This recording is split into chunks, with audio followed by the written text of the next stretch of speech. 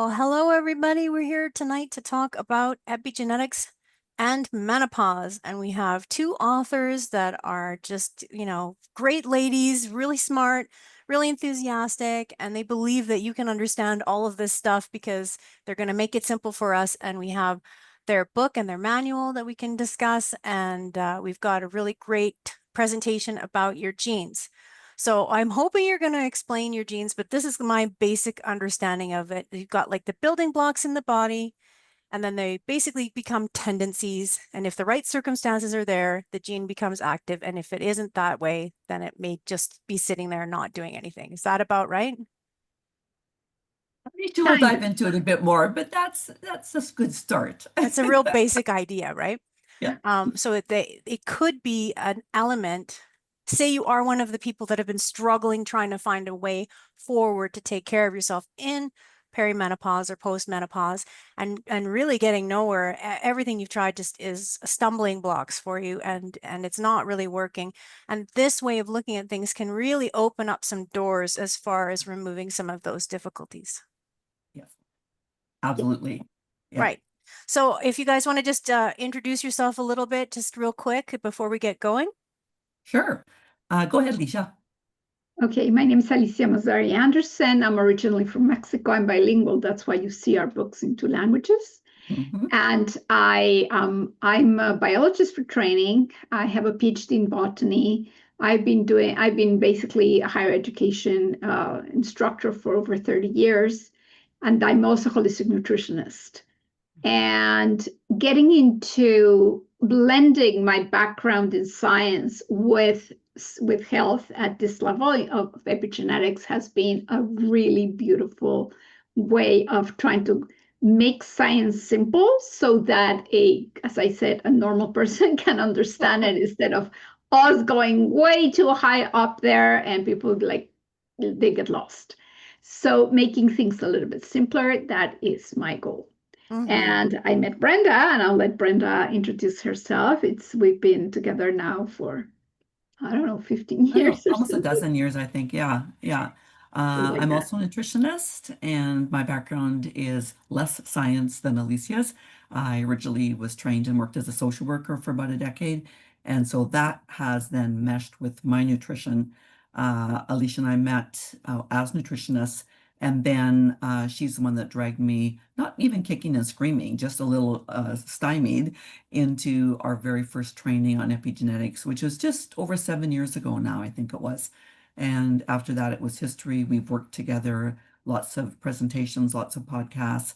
And then this last year, started co-authoring together and with our first publications coming out this year, first ADHD, parenting children with ADHD, and then now the menopause one. So yeah, we are loving working together. And I'm kind of Alicia's litmus test for when things are, dialed down enough. Okay. I mean, have some university science, you need science to become a nutritionist, but the gap there, if I go, no, Alicia, don't read from my head, then we have to rewrite it. So yeah, that's it. Mm-hmm. That sounds great. And I think about you guys when I get bummed out about, being 55 and my period's not over. It's artificially stopped from a pill, which is lovely. I mean, I'm very grateful that it has worked. But I think about you guys like, yeah, okay, it's going to come around. The brain's going to come back online and the writing can still happen. And it's been really good for me to have you guys in my life just as an inspiration of what things can look like when you're on the other side of the most troubling concerns, which a lot of them, as I said, have started to, you know, not that they're gone, but Yeah. they're not disruptive in the same way as they Mhm. used to be. So that's amazing. And just heading towards liberation. I'm excited to join you guys at some point. I mean, at some point it's going to be over. So Exactly. what have you got ready for us? I can't wait. Okay, well, I'm going to start screen sharing here then. And I just spent the weekend with our kids and grandkids, 1 and 3, coughing and sneezing all over me. Oh, Okay, so the immune system is fighting it good, but that's why I'm a little more croaky than usual. Okay, so we're going to be sharing epigenetic tools for managing brain fog. and insomnia and anxiety. When we talked to you and said, hey, what do your ladies talk to about most and like help with, this is what we decided would be a great thing to go on. And really, the question that we're asking for those of you that are listening in live or on the replay is, are you ready for a few simple steps that you can use to help manage those things in perimenopause and menopause? We already explained who we are, so now you just get to see great pictures of us doing something different than this, but that's who we are. And we're mainly going to be covering some of the confusion that happens when people Google perimenopause and menopause, and they see a zillion different ads that are highlighting, oh, you should do this, you should have these protein powders, you should take these supplements, you should do these exercise routines. What about intermittent fasting? How about mindfulness tips? And literally women who just think to themselves, how the heck do we even figure out the best way forward through perimenopause and menopause when there are all these things going on? And then, of course, we try the things that our sister or our neighbor or our coworker or someone else in the Facebook group did. And not only do we not feel better, we actually feel worse. So we want to help explain some of the reasons why that can be, and explain that you want to have a unique operating system, which you do, so therefore you need a unique way of dealing with that as you go through perimenopause and menopause. So Alicia, what are we going to talk about today? So basically, what we're going to be exactly covering today are basically mainly two topics. Although, we can spend hours talking about nutrition, we're going to give you the basics, especially, since you are interested in how can my diet impact brain fog, insomnia, and anxiety. And then specifically, how can you support your DNA? We're going to talk a little bit about certain genes, carbohydrate genes, fat genes, dopamine, stress management, sleep, emotions, etc., so that you can get a better mental clarity. And so, in short, this is what we're going to cover. Although we can be talking, at least we can be talking forever about this. But what we want to do is basically we want to talk about some food myths. Okay, we're going to be looking at overall wellness, and when we're talking about these myths, it's like things like probably you Google and it's like, should I eat fat? No, fat makes you fat. Okay, that's total myth. We're going to be talking about one of my favorite, just to give you an example. And what we want you to live with today is to live with some practical, simple steps that you can start taking today. Okay? We're very complex human beings. Every system is interrelated. And so it's going to be really, really hard to come out with a clear what to do. But having at least some steps that you can start doing, it's worth trying. And then the last thing before we move on is just a reminder that nutritionists do not diagnose or treat. So just like you have a little caveat for your conference as a whole, we do too. So anything that we discuss today is not meant to replace the medical counsel of your doctor. And it's always a good idea to talk to your healthcare practitioner before you make dietary changes or some of the lifestyle changes or supplement changes that we might recommend tonight. Okay.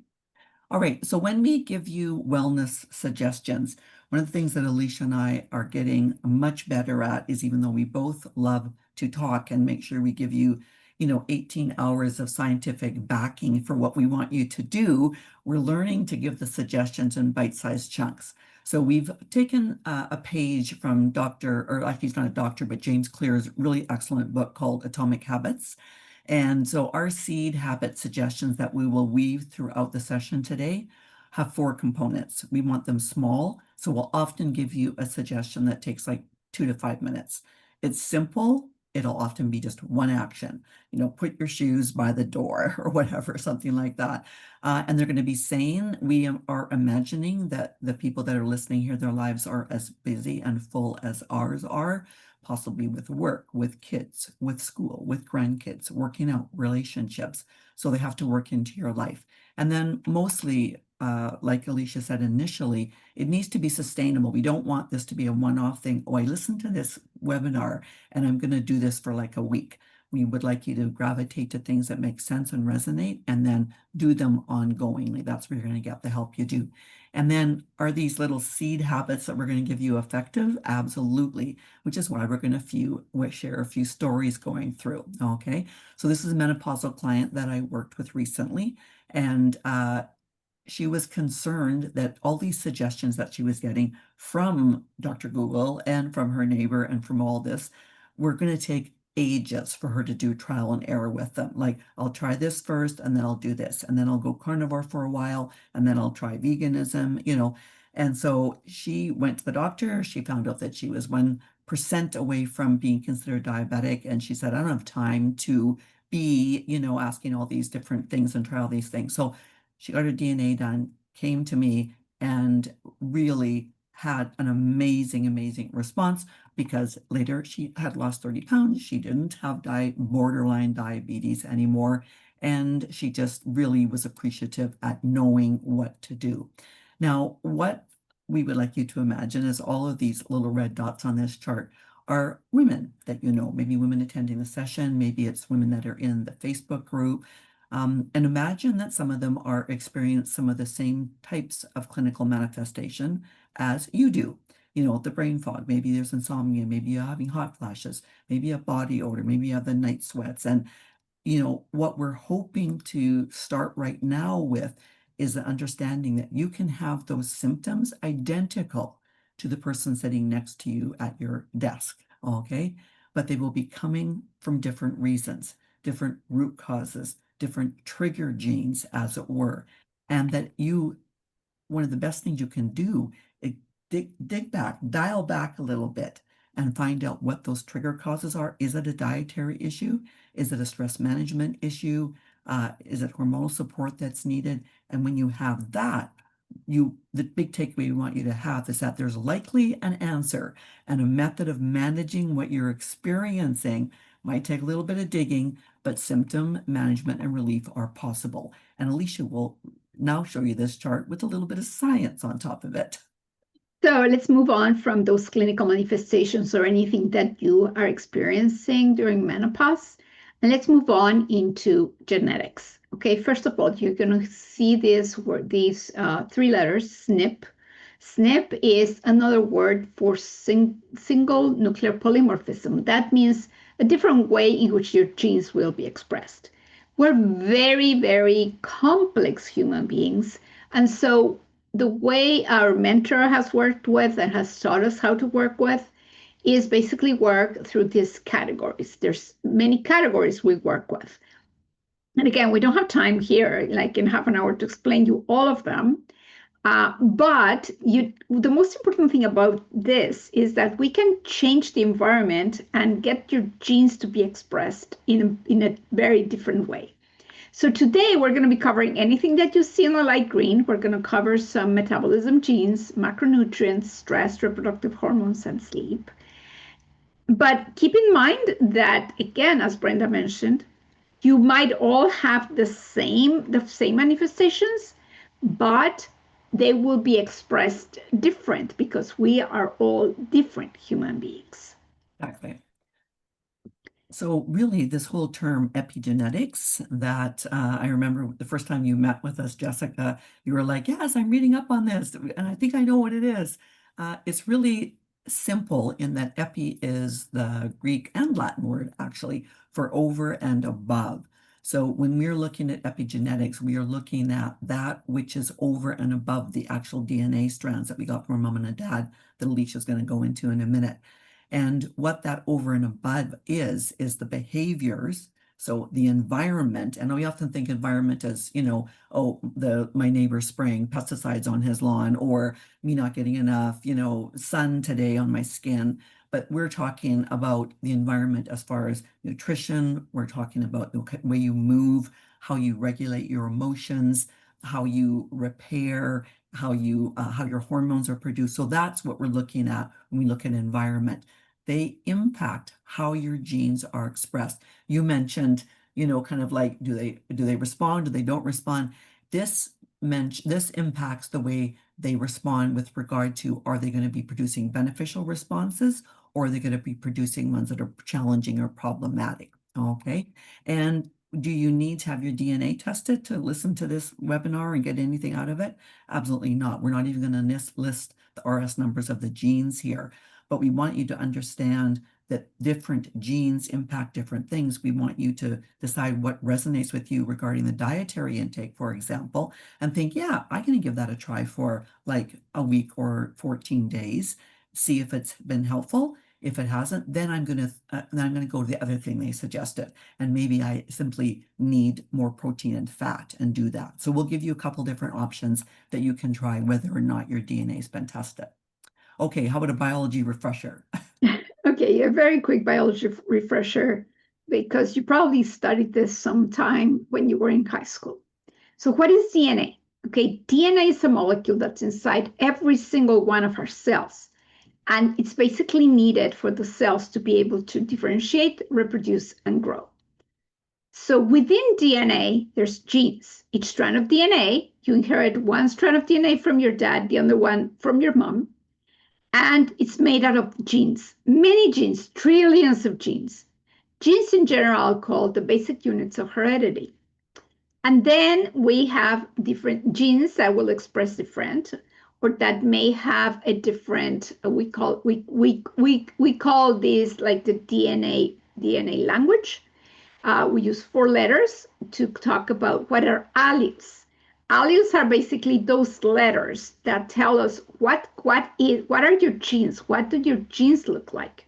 And those letters are A, G, C, and T for the nitrogenous bases that make that DNA. And then we move on into what are traits. Well, traits are specific characteristics based on an individual's unique genetic variations.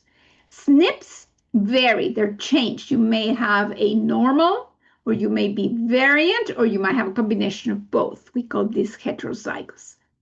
And so within genetics, scientists have found out that the SNPs, the single nucleotide polymorphisms, are genetic variations within one single DNA building block.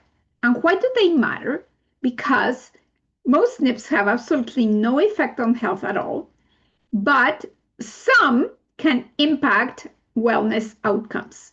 So that is why in the last, I don't know, since all of this new part in epigenetics came out, everybody's looking at the SNPs, and they're looking at, let's pay attention to those SNPs. The SNPs that you select are very important. And as a biologist told me, when a coworker said, Alicia, how do you study genetics with trillions of SNPs? Well, we take a sample. And in that sample that we study, we use 70 genes. We did not select them. Okay, we did not select them. We learned from our mentor. And this takes us to nutrigenomics, which is a relatively new part of a scientific discipline, because it looks at the relationship between our genes, our nutrition, and health.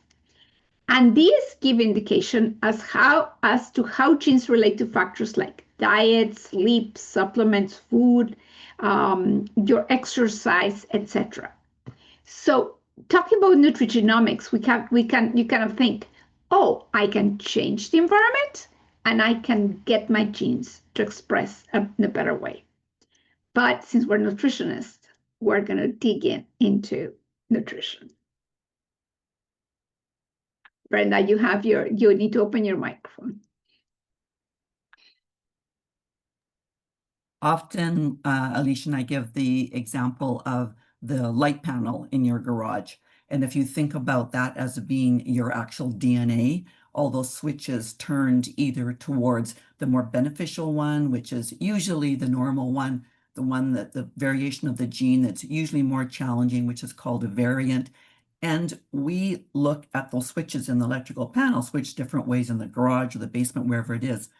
We have what are called power surges, okay? The kind of diet that you have, the adverse childhood events that you experienced, the amount of love and affection in your life, how you feel with your self-worth, whether you are exposed to lots of pesticides and chemicals, for example. Those are all power surges that go through that electrical panel and turn genes either to their positive expression, or if you have a challenging gene, will actually suppress its expression so that that doesn't actually happen.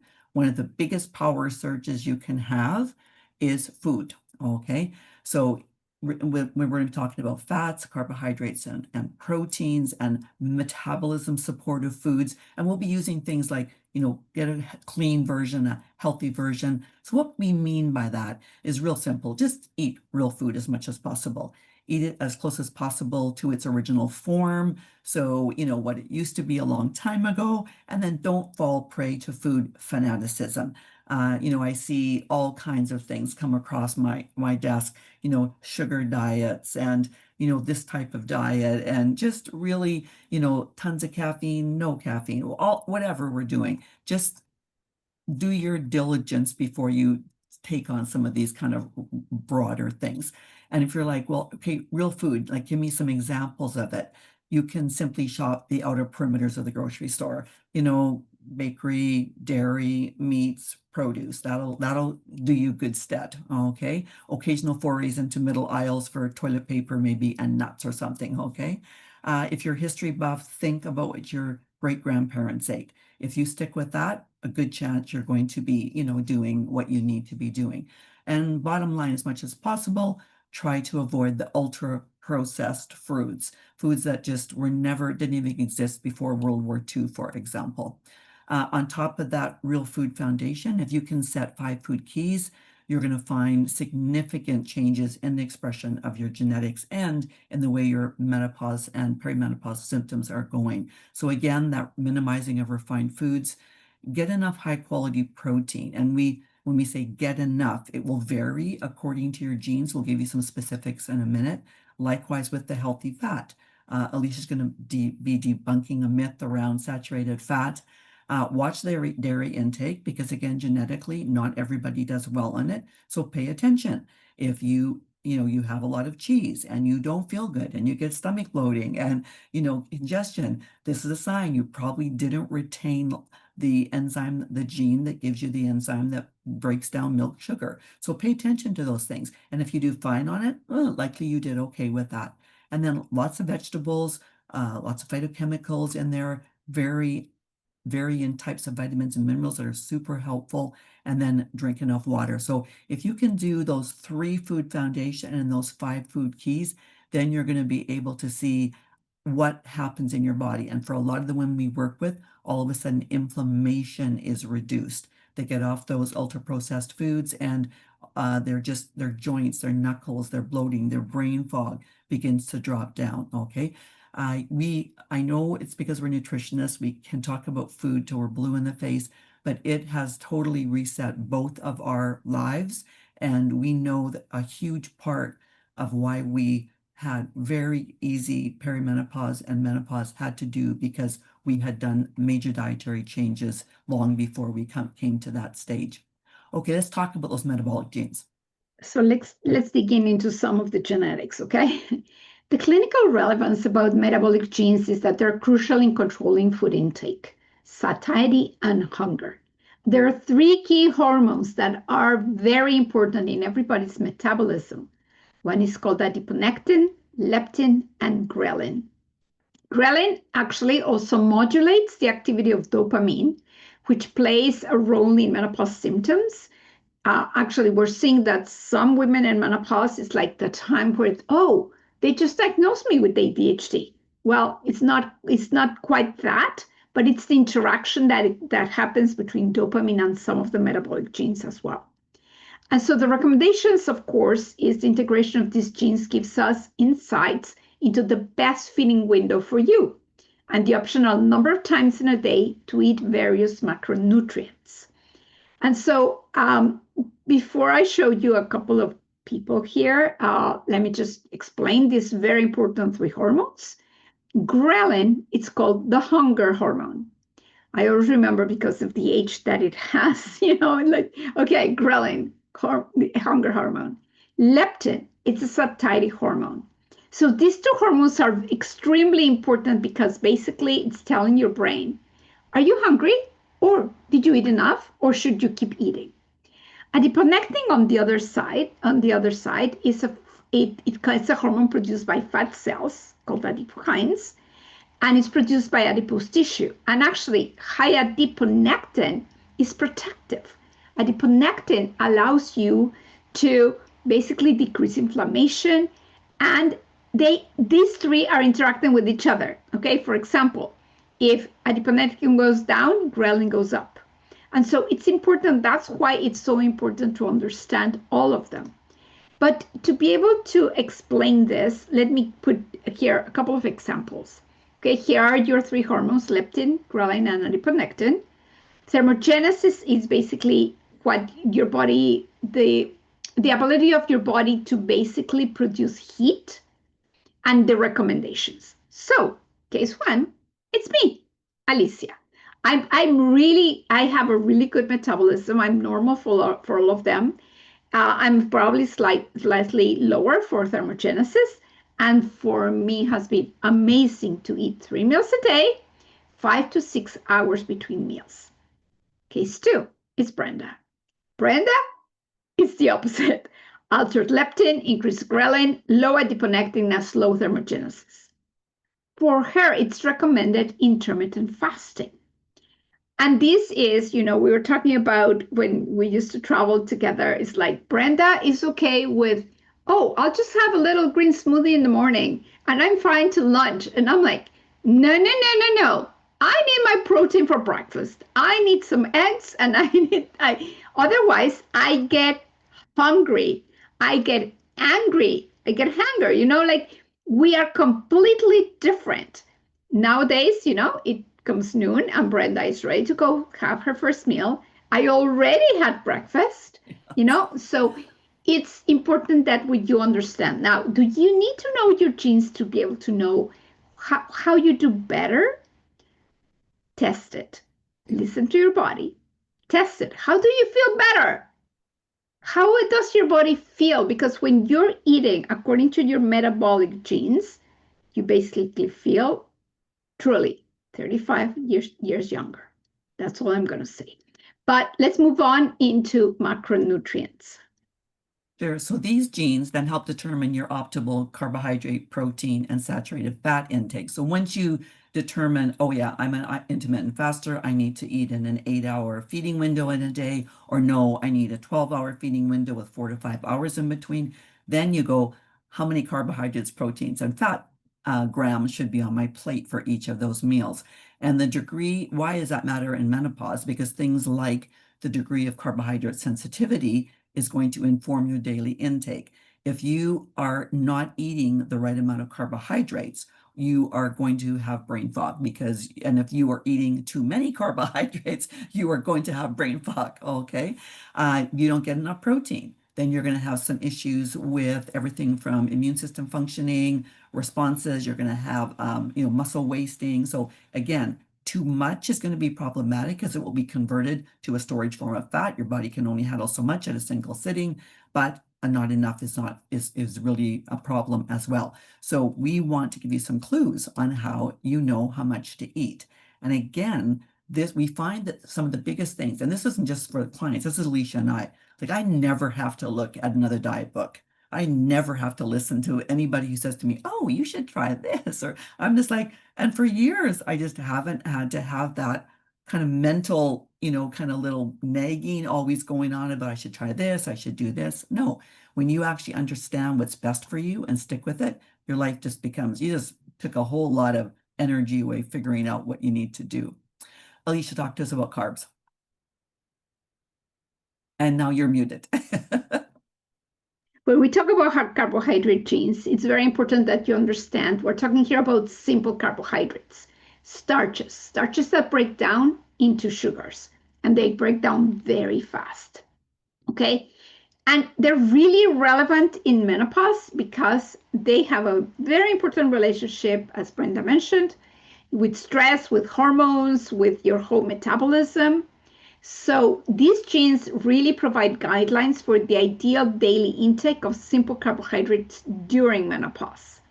Now, the recommendations could be, depending on your genetics, and I'm going to show you some combinations of genes, that you intake half or 2/3 the amount of carbohydrates compared to the amount of protein daily. So if you basically look at the piece of fish that you have, okay, 2/3 of that are carbohydrates, not the opposite, okay? And that makes a big difference. So Brenda, can you tell us what can we Sure. eat according to our carbohydrate genes? Sure. So people will sometimes have variants where they respond poorly to carbohydrates, especially to grains and starches, sweets, sugary things. Okay. And what happens is that it can increase the production of insulin as well, potentially as inflammatory markers.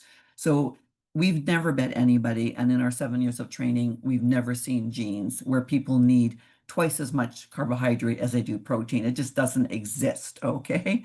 But it makes a big difference in whether you should have your carbs at half the size of your protein at one meal a day, all the way up to 2/3 the size of your protein at 3 meals in a day. So know that it's important you have your carbohydrates. And by that, we usually recommend, and I'm not talking about above ground vegetables. Everyone can eat the low starch vegetables, as many as they want. But we're talking like root, tubers, potatoes, sweet potatoes, yams. We're talking, bread, rice, quinoa, those kind of things. Those are the ones that you would be looking at eyeballing and having them, just do them according to your hand size or whatever the size of your protein is. And again, significant difference there, predominantly with gut inflammation and with insulin spikes. So we traveled yesterday. I said, we were on the ferry. We had some different things. I said to Mark, he said, what do you want for supper? I said way too many carbs yesterday. Like I need to get back to my normal amount of carbohydrates today. And you'll just be able to easily tell that. What are some of the possibilities, Alicia? So these are three SNPs. We don't have enough time to really talk about each of them, but the combination of SNPs gives you your sensitivity to carbs. That's what Brenda was talking about. Are they inflammatory in the GI tract for you? Are they not? How much carbohydrates related to the amount of protein? And in general, most people consume way too many simple carbohydrates. Okay? So and again, some people come to me, I'm like, oh, I'm vegan. Oh yeah, I'm vegan. I get my protein from legumes. Well, do you know that, for example, beans, I'm Mexican, I love my beans for sure. But beans have protein, but they also have carbohydrate. So this is the type of thing that you need to work with, and you need to listen to your body after you consume a meal, basically. Okay? And then once we nailed that down and you've got, okay, we also really, especially in menopause, although at any time in life really, we really want people to look at the amount of sugar that they're taking in, sugar and refined grains, okay? We originally had a sweet tooth by design because there wasn't any sugar, okay? You basically were a few gnarly root vegetables, and they weren't the nice sweet potatoes that we have today. They were like mostly fiber, kind of like real roots. And the fruit wasn't, bred to be so plump and juicy and sugary. So even the berries were like barely berries. So we had a sweet tooth because we all need carbohydrates, and there wasn't that many of them. Okay. And then we got fire and we started boiling everything and making juices and syrups and maple syrup and all this kind of thing. And then we hit the Second World War and started manufacturing everything with tons of carbohydrates and tons of refined grains and sugars. And we ended up with bodies that were still wired for getting a lot of sugar, but now we lived in the land of sugar. Okay. So the whole advancement of technology made it easy for us to eat far more sweet foods than our bodies were really able to handle. So it's not about, we're anti-sugar because we're just mean. We're really minimize sugar because it's not good for you because you're not designed for it. Okay. And if you don't believe Alicia and I, you can screenshot this and go look at the studies between ultra-processed carbohydrate intake and sleep and brain fog and anxiety. And there are definite links. So we won't go into those, but don't take just our word for it. So in the next minute, we're going to talk about the problematic issues with it. So, in short, I don't want to spend a lot of time here, but in short, sugar activates the brain's pleasure response. Always, every time you go and have sugar, your brain says, "Thank you, I love it." Then sugar impacts the process involved with motivation, memory, and learning. Too much sugar is never good for anybody. And sugar intake impacts the amount of healthy food one eats, because when you are full of these very simple carbohydrates that churn up, they give you a lot of energy, that triggers dopamine receptors in the brain. And it's like, oh, I want more of this sugar, but then you don't have space basically for healthy food. In short, basically, that's one of the important things about that. But then we go Yeah. through this spike and crash sugar cycle. Yeah. And again, it's like Alicia said, it's digested rapidly into the basic units of glucose or fructose or lactose. It's eventually converted to glucose, because they all are. And then insulin is secreted. It brings down our blood sugar levels. And now we're low, that hangry that people will often mention. And you get a message to go and elevate that. And that requires you to eat more again. And the message is not go and get a piece of chicken and broccoli. It's, oh, can you rummage around in the Costco-sized pantry you have and see if you can find some cookies or some crackers or something like that.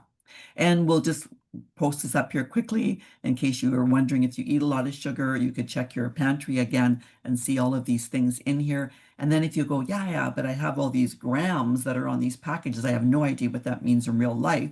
Just understand that there is about 4.2 grams of sugar in a teaspoon of sugar. This made my heart feel so good, Alicia. I didn't even tell you this. My oldest son has a 6-year-old, and the other day the 6-year-old wanted a beverage at the store. And Matthew said, well, let's go home and we'll measure out how much sugar is in it, and we'll see if you think that would be a good option for you. And it had like 42 grams of sugar in it. And my grandson is measuring out 10 teaspoons of sugar in this cup. And he decided that probably that wasn't the best choice for him. Okay. But that's a great thing for adults to do as well, to just really see how much is in their latte or whatever it is that they're pining for. Okay. And then what can you do, Alicia? So, we wanted to play with you. Just do this when you have time. Just go grab 3 to 5 products from your fridge or your pantry. Do the math about the amount of sugar with this little thing about 4.2 grams of sugar per teaspoon, and just measure measure the sugar. And it's like when you start measuring sugar, that's when you go, oh, am I in a green food or yellow food or red food? Like, what am I putting inside my body? It's a really fun thing, and I played with kids doing this, I play with adults doing this, and they're always in awe with what happens. Yeah, because craving, and this is craving and eating sugar in the amounts and forms that our ancient ancestors encountered is quite healthy. Not really craving and eating sugar, how it is processed now and how much we find in our food. That's not really healthy. Brenda, you're muted. So we're going to move on into proteins now. We're going to talk about one amazing gene, the FTO gene. Thanks. So this one was the first identified obesity risk gene. And when you have variant here, you have very low satiety. You have increased appetite. And the desire to consume energy-dense foods like fats and sugars is very strong. And there's continual snacking desire. So if you're variant here, you got the variant from your mom and your dad, what we call homozygous for variant, you are going to actually need to have specific guidelines around how much protein you eat. And you're going to need a lot more, like twice as much as somebody like me who is not variant, who is normal. Okay. So what can we do with that actually, Alicia? Well, it depends on your genotype. It gives us FTO is an amazing gene, gives us a lot of information, has to do with how our meals, as I was mentioning before. But the amount of protein, it's the amount of protein per kilogram of body weight, and you need to divide that into 3 meals. So even if you're doing intermittent fasting, it's important that you separate that into 3 meals. For example, Brenda is green here. Her husband is red. Who needs more protein? not only because of his big size. He needs more protein than Brenda. Brenda is Yeah. fine with basically a small amount of protein. And I think this chart really, again, emphasizes that you can be the same height, the same weight as somebody, and you will need literally double the amount of protein. So the standard thing going around in North America right now is 1 gram of protein per pound of body weight. Okay. I mean, that is going to be way too much for a lot of people. For some of them it is, but you can't just take a formula like that and apply it to everyone. Oh my Okay. God, I'm so glad you said that because people are always telling me that it's 1 gram per pound. And I'm my kind of rule of thumb is eating some protein every time I put anything in my face. And I feel good doing that. I feel like I've got a good balance. And if I was, I would be forcing myself to eat Yes. more. You know what I mean? And I don't Oh, feel comfortable with that. But I don't know about the gene aspect for myself at this point. But I could look. I did 23andMe. So I'm you glad can that you look. said that. I don't like these hard and fast rules like for everyone, it should look like this. I Yeah. think No, that we can get into some trouble that way. agree, totally agree. We get in trouble with fats doing that as well, don't we, Alicia? Yeah, and there's a big myth about fats because the myth that fat doesn't make you fat. They don't make you fat. We need fats. We need good fats we need non-saturated fat like olive oil, avocado oil, rapeseed oil, but we need saturated fat. Saturated fat is one that is solid at room temperature, like coconut oil, MCT oil, butter, ghee, that type of thing. The amount of saturated fat, according to your genetics, is extremely important. And then we also have the altered ones, the ones that are referred to as trans fats, that people know that they have been converted industrially into saturated fat. But let me explain. Let me just give you one example. We had somebody that she said, "Why is it I cannot put my ring inside my finger? I'm already doing everything according to my genetics." We checked it out. She was just missing the fat. I said, "Okay, you need to take this much saturated fat." And she goes, "No, it's going to make me fat." I'm like, "No, it's going to decrease your inflammation." Sure enough, 2 days later, I see the ring. I see the ring inside her finger. She goes like, "Wow, is this like magic?" I'm like, "Yeah, basically, now you know it is like magic." So the fat genes, okay, the clinical relevance, of course, is a saturated fat intake has affects satiety and hunger. If you don't have enough fat, you are going to be hungry for sugar. You're going to be hungry for carbohydrates. And optimizing the amount of fat that you take it's just extremely important. As I mentioned, it reduces inflammation, but it supports every single thing inside cells, cell membranes, everything. So the recommendation, depending on your genetics, of course, is between 22 and 40 grams of saturated fat. And once you and you have to divide that into 3 meals, otherwise it's inflammatory. It's extremely important. But Brenda, tell us about food. Yeah, absolutely. Just to tag team on what you said, so that 22 to, we have some clients that need up to 53 grams a day. And basically, you're looking at seeing what yours is. Mine is quite low, mine's 22, so that's around 7 grams per meal and my snack. But that doesn't mean that's all your fat. I still eat olive oil, I still eat avocados, I eat the monounsaturated fat around that, but we need to make sure that we're getting the amount of saturated fat. Alicia, I think you mentioned it makes hormones, I mean, so we are at a Absolutely. time, perimenopause and menopause, when our hormones are needing help. We often have very high cortisol levels, which is stealing, some of our saturated fat to make it. So we need to make sure that we are getting the amount that we need for that. Alicia can give you a little explanation here. These are basically 3 SNPs that we use to calculate saturated fat, and depends on your ghrelin, your leptin, your adiponectin.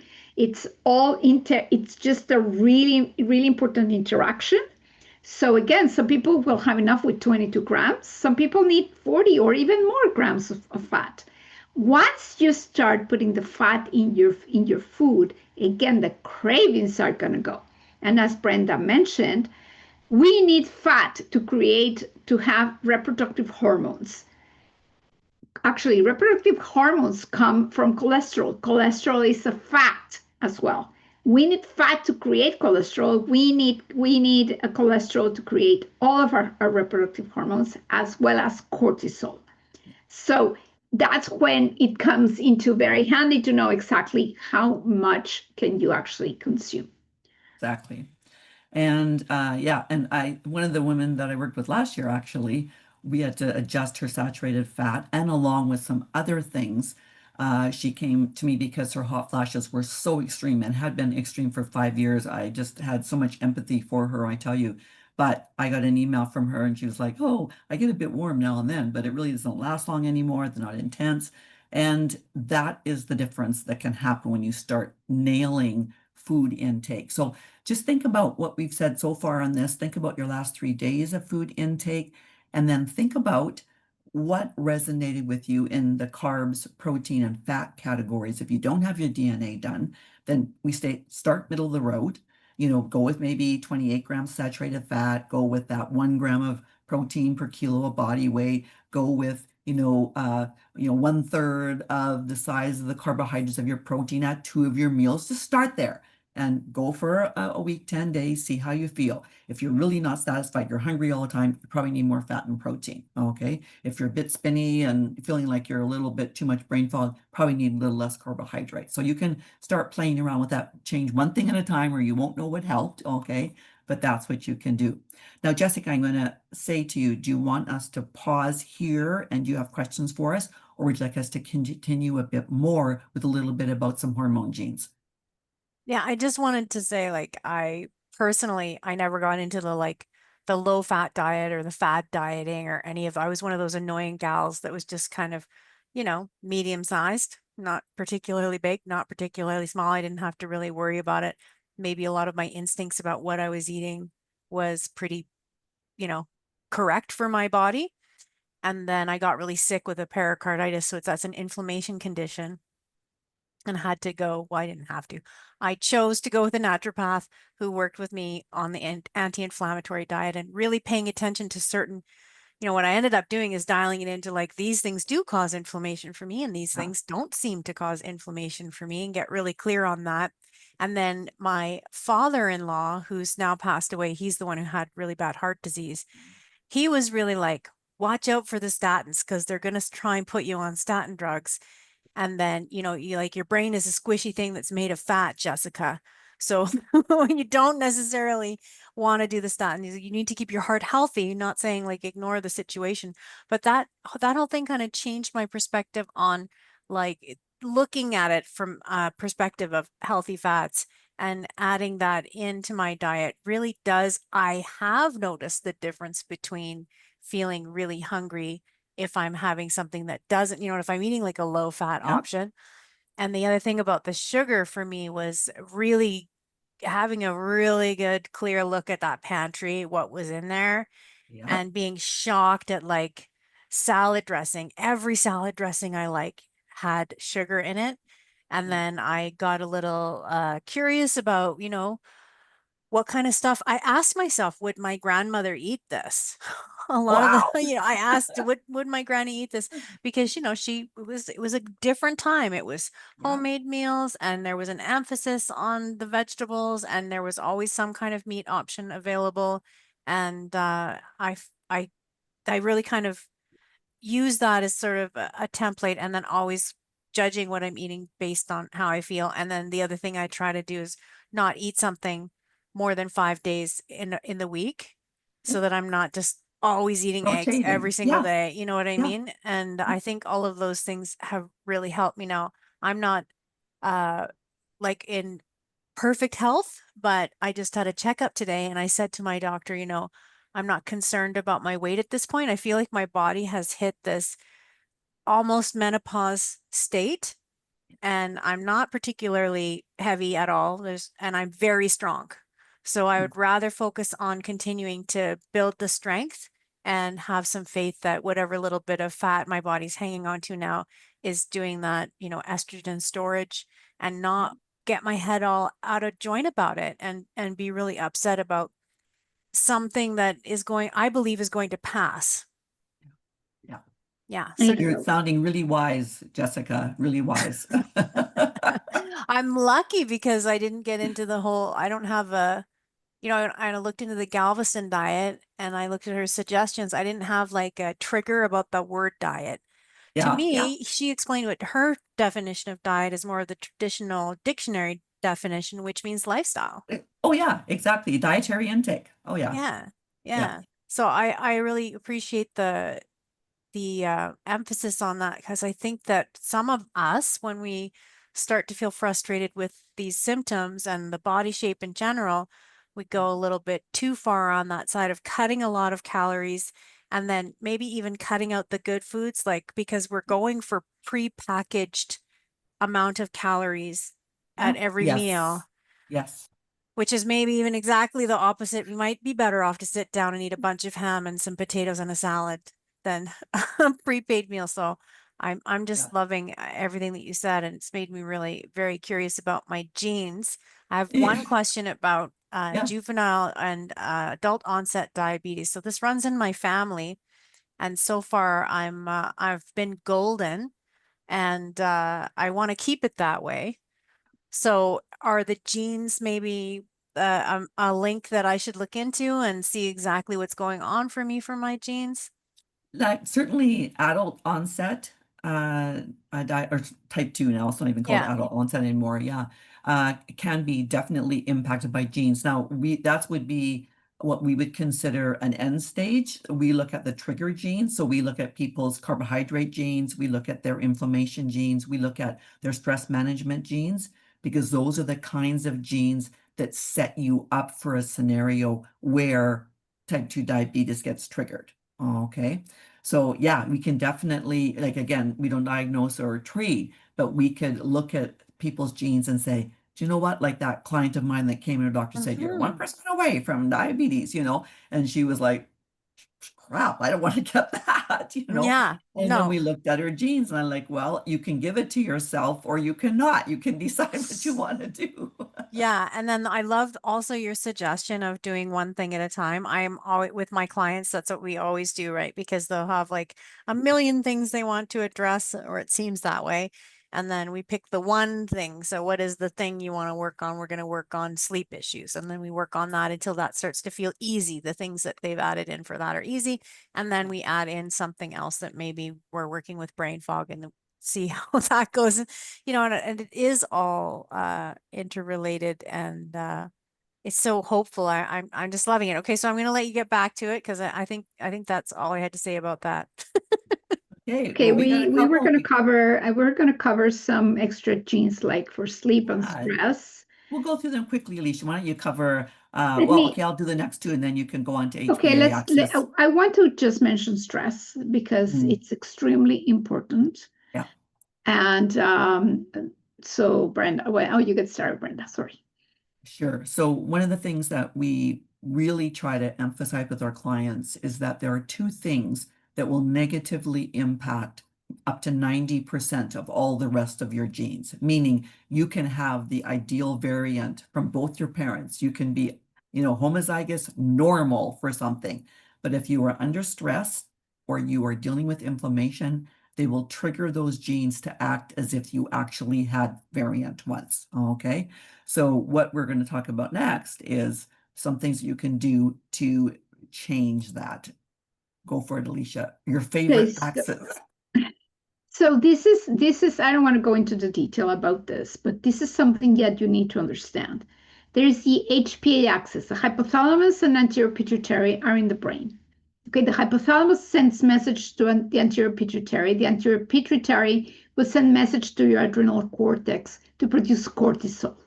That cortisol needs to have a negative feedback. When there's too much cortisol, the hypothalamus will say, okay, we'll stop. We'll stop from up here. The antennas are full. We're going to stop. But sometimes the negative feedback doesn't get back. It does not get back to the hypothalamus. And so the brain keeps telling your body, keep producing cortisol. Something very important about this is that just briefing the previous one, Brenda, is that there is the HPG axis for the gonads, ovaries and testes. So half, 2/3 of the way from the brain to the gonads is the same one from the brain to your adrenal glands. So this is something to understand because stress will mess up your hormones big time, right? And so we use a gene, we love a gene, FKBP5 is a really important gene because these are the people that will not be able to regulate that HPA axis to send back a negative feedback response. And it's important that you have the tools to decrease stress because resetting the HPA axis is key for everything, absolutely for everything that's happening in your body, including, as I mentioned, hormones. So when we talk about hormones, of course, there's SNPs for reproductive hormones. And the most important thing about this, the clinical relevance that we see in them is, do you metabolize estrogen to the good estrogen or the bad estrogen? What does that mean? There's a type of estrogen that's protective. There's a type of estrogen which might get your cells to say, oh, let's create some cancer cells or something like that. And this is extremely important to understand for people because if you understand your reproductive hormones, you'll be able to say, oh, am I a good candidate for HRT or not? And that is in our book. It's on chapter 10. We totally invite you to download our book, to take a look at those chapters. I know you have it. Chapter 10 talks specifically about HRT. Chapter 9 talks about hormones. And of course, we support this with a lot of cruciferous vegetables. And we support the environment, we need to support the external environment as well as that internal environment. And the goal is to stop putting logs into the fire and to understand what is your toxic load, how do you address that, and how do you basically metabolize those hormones. And it varies, doesn't it, Alicia, depending upon these different genes as to whether you convert easily to 4-OH or easily to 2-OH. So those are the kinds of things that we can also look at as, I love what you said earlier, Jessica, about, a lot of women in the group are on HRT. There are some who choose not to be on it. And for some of them, that's a good decision either way. Okay. All right, Alicia, let's skip over this and we'll just wrap it up and go right to what we ask all of you to do is think about the genes we talked about today. Think about what's the impact of whether you are normal, variant, or heterozygous. And again, if you don't have genetics done, what's your sense of how you should start with eating? We didn't look at supplements today, but we do have different supplements that are based on different genetics. And then do you need to adjust the type of activity? Because we often even look at exercise genes. And then, especially in light of that FKBP5 gene, is there things that you get stuck in the sympathetic dominant part of your autonomic nervous system? And what can you do about that? So as you already mentioned, thank you very much, Jessica. Yes, that book is out. And you asked if we could do a freebie for your group, and we did. So today and tomorrow, and you can even post this in the whole group if you want, okay? Your listeners and your group can download either in English or in Spanish the Epigenetic Roadmap to Menopause Health for free, the digital form of it, okay? And also the accompanying manual that you got, it's the lowest price it will ever be. So that's a good thing, they can buy that. But the other thing is the whole book is free for them, okay? That's amazing. What a generous offer. And I hope that a lot of people will take you up on it and not be scared of the science part, that it's, it's not going to be too hard to understand. And we've heard that it's manageable, and for people that it wasn't, they said just skip over the science parts, all the rest is great. yeah.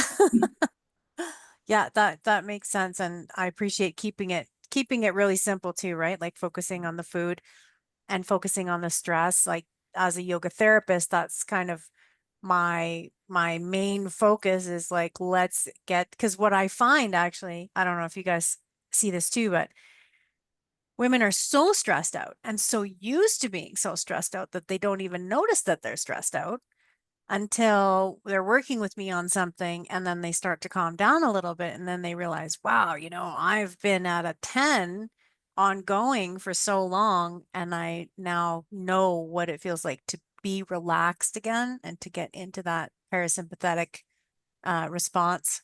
It's very important, and our modern lifestyle has so much invitations to just be like stressed out all the time, constant bombardment. So I'm really grateful to you about that. It's I'm really curious now more. I think previous to meeting you, I was feeling um like the determination of the gene, right? The gene has determined that I'm going to be this way and that way. And my mother's family tree is not hopeful, where they were all passing away of adult onset diabetes and then overweight and Yeah. then, heart disease, which I don't want to do. I'm 55, and I think that I think I'm sort of at a tipping point where it could go either way, depending on, honestly, if I'm self-soothing with sugar, and, you Yeah. know, eating too Yeah. many carbs. I'm glad that you talked about carbs as I don't know if you guys have noticed this, but it seems like there's like a vilification about carbs in general. Hmm. Like Hmm. carbs are bad. Right. And when I talk to women about it, I say, but your body needs that to make your hormones. So I can't, what do you have to think of it like a fridge. So you're going to look, and I'm going to make some hormones. And then they open the cupboard, and the cupboard is bare because you haven't really given it the ingredients that you need to do that with the Yeah. healthy fats and the carbs. Yeah. So I really appreciate that. I think it made really good sense. And I hope that the population will look into it and learn more and Mm. be empowered to make decisions for themselves about how to move Yes. forward. Absolutely. Yeah. Mhm. And to stop being wandering in confusion, you can actually have a pathway that you know that's right for you and do it. And like you said, does that mean Alicia and I never have chocolate? No, of course not. We both love chocolate. But we Yeah. also know how much to have, and we know when, and we moderate whatever, and we pay attention to our bodies, and that's the gift we want to give other women as well. So Yeah. yeah, so thank you for having us, Jessica. It's very lovely. Yeah, Yeah. thank you so much. It's Yeah. really empowering to feel that you have that's one of the things that I wanted with the CPMS group, is to empower women to make the best decision for them. Yeah. Not what their mom thought, not what their sister thinks, not what, but for what they feel and how they are responding in their own body, so that they can move towards, into that wise woman phase of life, feeling good, Yes. Yeah. and recognizing themselves in the mirror, and not I sense quite a lot of like, if you tried the thing and then it didn't work, then you just give up, instead of like how I was raised, if you try the thing and it didn't work, then you try something else. Yeah, because that was data. That was good Yeah. feedback. Yeah, That's not for you. Yeah. that's it. That's good information. Okay, is there Yeah. anything else that you wanted to say? Is I think really we did want to give people another gift, which Yay. actually is is that if you're ready to kind of try, okay, we'll try a sugar-free 7-day plan. Okay. This is a free just a 7-day plan that has recipes and a menu plan and shopping list. And it's very tasty. No client has come back to us and told us, oh my goodness, that was the worst week in my life. Okay. So it's something that anyone can go and download, and it's just a helpful little tool to get them started. So Yeah. Oh, that's beautiful, for okay, sure. I good. love it. And I mean, sugar-free doesn't mean, the end of life. My husband actually decided to go sugar-free recently, and I think it's been since the end of July that he's been staying off Okay. the sugar, and he's found a lot of good results with his inflammation. And he would Yes. have an acne breakout on a regular basis, and that's calmed down a lot, and just overall happier, feeling more well-being. So it is, I think, worth a try, right? And that's the Yeah. science part, right? You experiment on yourself, you do the experiment. How did I feel? Did I feel Yeah. better? now you know. Yep, Yeah, exactly. absolutely. Yeah. Well, thank you Yeah. so much for coming tonight. And, we never know when people are looking at the replay, they might end up having questions. So it's great that Yeah. you have information at the end so they can, you know, ask you directly if they have questions. And if people ask me questions about, I will just forward that to you guys so that you Sure. You know. can also just, we're in the group, so they can tag us in the group too, and we're Yeah. happy to answer. Yeah. Okay? That's All right. awesome. All Okay. right. I appreciate you guys. I'll be in Thank you. touch. Thank Have a good you. Okay. evening. Thank you. Bye. Bye.